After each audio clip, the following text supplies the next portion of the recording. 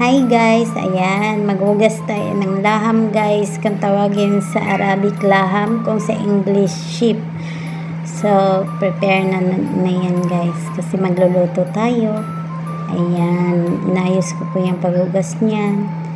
Tapos lagay na dyan sa pressure cooker.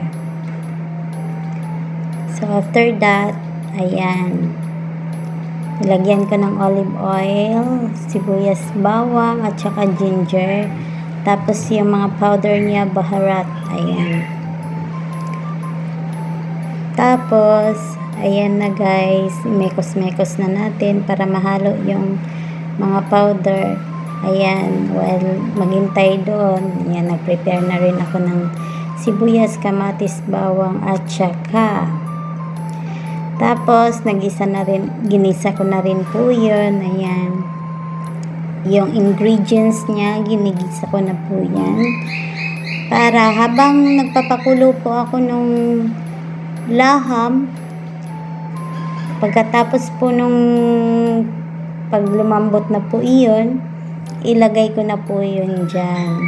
Pero, after no, before ko ilagay po yun dyan sa minekos-mekos ko na mga tomatoes, ibe-blend ko po yun. Tapos naghugas na rin ako ng rice.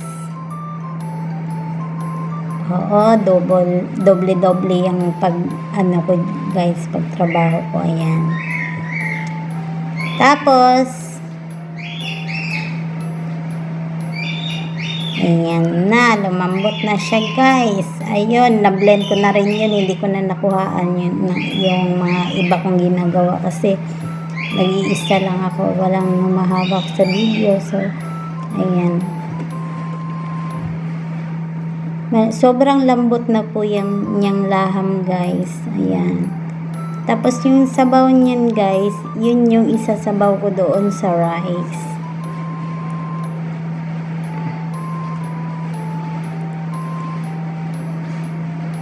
Ayan. So, natapos ko nang ilipat doon sa kabila na yung may mga tomatoes.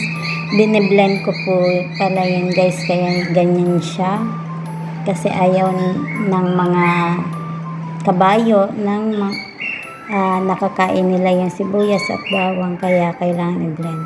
Ayan, well, kumulo na.